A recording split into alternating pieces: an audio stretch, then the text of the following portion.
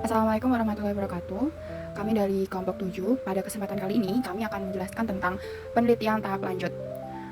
Kami beranggotakan saya sendiri, Rifani Aulia Putri, dengan 3 digit NIM terakhir 183, serta rekan saya, Olivia Syafitri Hartanto, dengan 3 digit NIM terakhir 179, serta rekan saya, Azara Dwi Tami, dengan 3 digit NIM terakhir 182.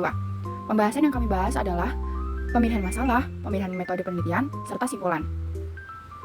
Selanjutnya, ada pencarian masalah. Pencarian masalah ini dilakukan dengan cara membaca teks secara berulang untuk memahami gagasan dan konteks yang melatar belakanginya.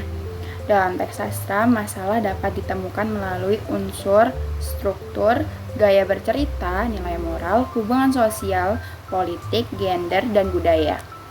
Masalah juga bisa muncul dari tanggapan pembaca, baik melalui tekstual maupun intertekstual. Selain itu, proses penyelesaian teks dapat menimbulkan persoalan sejarah, legenda, dan asal-usul penciptaan teks.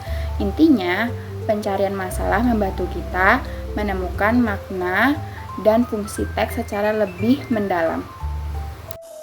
Nah, yang kedua itu ada metode penelitian. Metode penelitian dalam filologi itu sejalan dengan ilmu-ilmu lain, yaitu harus disesuaikan dengan permasalahan yang memang telah dirumuskan.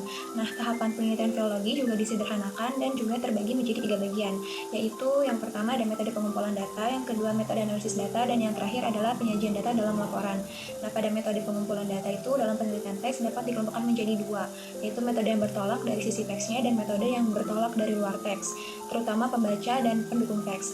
Nah, apabila penelitian yang dilakukan itu bertolak dari sisi teks, maka metode pengumpulan datanya itu hanya dilakukan dengan studi pustaka saja, yaitu mengkaji intensif teks sebagai data primernya dan sumber-sumber lain yang berkaitan dengan teks sebagai data sekundernya.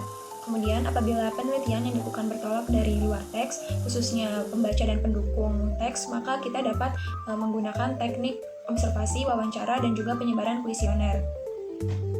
Kemudian pada metode analisis data itu sangat bergantung pada jenis penelitian dan juga permasalahan yang memang dirumuskan. Meskipun pembacaan terhadap naskah itu dimungkinkan menggunakan analisis kuantitatif, namun analisis kualitatif juga tetap disarankan karena memang penelitian semacam ini tuh lebih menekankan pada interpretasi yang mendalam terhadap data. Nah, berdasarkan permasalahan yang dirumuskan, metode analisis data yang dapat dipilih yaitu metode struktural, semiotik, intertekstual, resepsi sastra, pragmatik, sosiologi sastra, feminisme, dan juga metode-metode analisis lain yang memang lumrah dipakai dalam penelitian ilmu humaniora.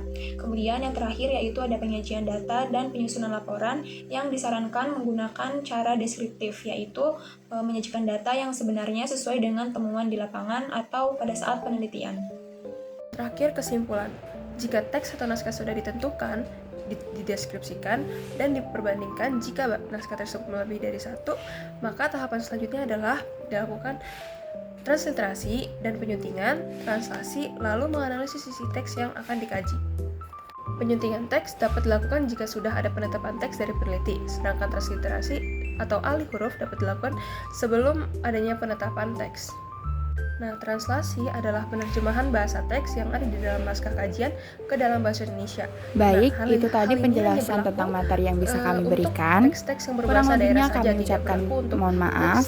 bahasa Dan Melayu. wassalamualaikum Adapun juga warahmatullahi menganalisis wabarakatuh. sisi. Jadi peneliti dituntut untuk mengungkapkan isi dan makna teks serta dapat menghubungkan isi dan makna teks ke dalam konteks yang lebih luas lagi. Dan itu relevansinya dengan kehidupan masyarakat masa kini. Di samping menganalisis sisi, peneliti juga harus dapat mengungkapkan kebermanfaatan naskah atau teks bagi pengembangan karakter bangsa dan pengembangan berbagai bidang ilmu yang terkait, sehingga dilakukan penelitian lebih lanjut terhadap teks.